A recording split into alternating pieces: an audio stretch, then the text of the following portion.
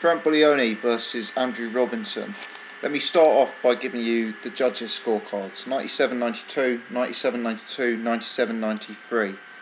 97-93.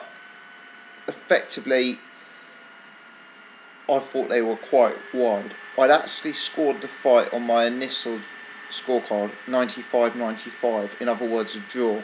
I gave Robinson the first, I gave Robinson the third, and I gave him the 4th, 9th and 10th. So I had it 5-5. I would concede if I had to choose one of the two. If you had to say one of them won, no draw was an option, you'd probably say Buglioni was slightly more convincing. Also, Buglioni scored a knockdown in the 7th. Now, I still scored that round 10-9 to Buglioni on the basis that I had Robinson winning the round up until the knockdown. But I couldn't really complain if he scored it 10-8 to Buglioni, which would mean Buglioni was ahead. So I scored it 95-95, but I could have accepted 95-94 with that knockdown. So I'm not really complaining about the result. I'm not saying it was a robbery, but this fight was very, very close. I don't think the scorecard showed that. Robinson, a lot to like about him. Tough, durable, came to fight, very hard man, but limited. Limited footwork, limited technical capability, not much of a puncher, but he gave Buglioni real problems today. And I've got to admit, I've written down a little list of issues that I have with Buglioni. I mean, the guy, he relies on his power far too much, and he is not a world level puncher. He really isn't. He's done alright knocking out a few people at southern area English level, but as he's going to step up, he's going to find out that he's not the biggest puncher. He said in his post-fight interview that he could have put a cruiserweight to sleep with that punch. I'd be very surprised if that were true. He's got this tendency of setting his feet so much, he throws these big punches trying to get the knockdowns, and then he's just absolutely stationary. I mean, the guy is a counter-puncher's dream. He absolutely puts down roots when he starts throwing, and anyone with any sort of slickness or offensive capability will be able to counter-punch him all day long. His foot movement is very one-dimensional. He kind of plods forward. He's got into his head that he's this kind of warrior-style fighter, and he comes for a war. I mean, in the last round, it was a close fight, but going into the last round, I did have Buglioni ahead, and I thought what would be good is if he could jab, use a bit of movement, evade the war, but he couldn't. It was all one-dimensional. It was all coming to the centre of the ring, having a fight inside a phone box, not using any distance at all. What happens? He gets cut. It looked like he took a heavy shot with a few seconds to go. Not impossible. He could have been dropped, This guy is very one-dimensional. Stands in front of his opponents all day long.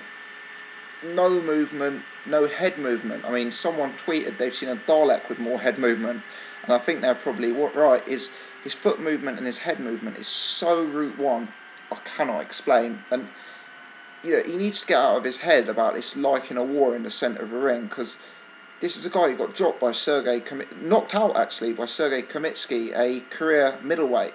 This is a guy who doesn't have the power to knock out cruiserweights. He should not be fighting in the centre of the ring. He's a big guy, he should be using his boxing, he should be throwing a bit more of a jab and trying to fight on the outside more for my liking. I also don't think he's the highest stamina fighter.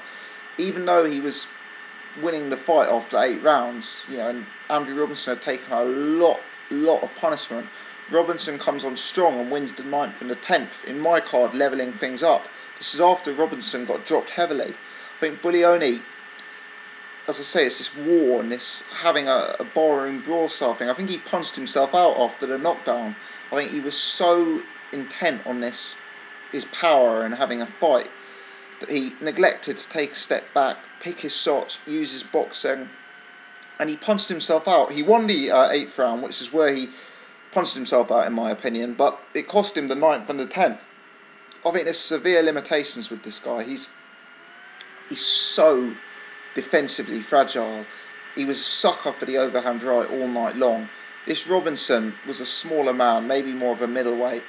He was also not a very big puncher, but for me, someone like Callum Smith, someone like Rocky Fielding, these guys KO Buglioni early because he's so open. He's so route one.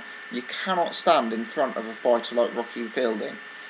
just plant your feet, not have any movement, not have any head movement, and be that defensively open. If you do that, you're going to get knocked out. And I think Buglioni is really, really, really open. I mean, this fight was... He looked like he'd found his level against a very, very limited opponent, in my opinion, here. I must say, I thought the corner work was spectacularly awful today. I've seen Pascal Collins corner before for Spike O'Sullivan, and I had my doubts. But I think here, it hit a new low. I've written down one or two quotes I'd like to mention. Pascal Collins after round 1, brilliant first round.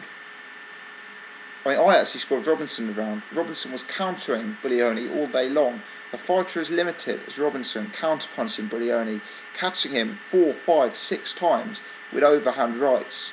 That is not a brilliant first round. In the middle of the fight, he was telling Frank to throw more big rights. That is the worst advice possible. Buglioni was going into the fight like it was a pub brawl. What he needed to do was pick his shots, jab his way in, use movement, not just stand there throwing big rights. That's exactly what he was doing, and he was getting counterpunched. And this was Pascal Collins' advice. Getting on to the 5th, 6th round, he said to Buglioni, and I quote, "You're doing everything right." At that point, I had the fight even. Later on, he went on to tell Buglioni, "Your defence is good." 3 times, on 3 separate occasions, he said, "This is a great boxing display." And afterwards, on the post-fight, he got hit very few times. Well, with corner work and coaching like that, how on earth is Buglioni going to, improve? For me, it was an awful decision to switch to Pascal Collins and to leave the Tibbses. I mean, for me, Buglioni, he can hit a bit. I mean, that is his strong point. The guy has got decent power. Offensively, he's got some capability. Where he is going to fall down is his defensive capability. His movement is shocking. His footwork is terrible. His head movement is so basic. Tactically, he's so route one. These are the areas he needs to improve on. And yet, he's being told that he can punch like a cruiserweight. He needs to throw more big rights. His defence is impeccable.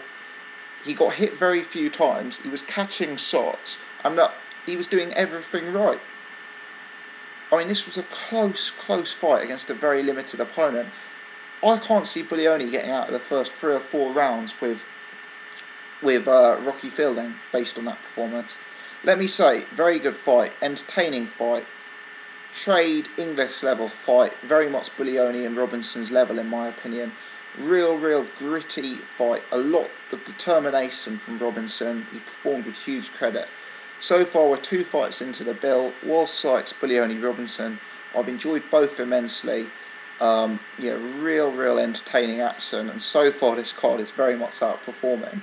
But I must say, Buglioni is going to get horribly exposed next time he steps up, in my opinion. And they do very well to keep him a long way away for Callum Smith for his own health and safety. Let me know your thoughts. Am I going a bit overboard on Pascal and Steve Collins? Am I going a bit overboard on Frank Buglioni?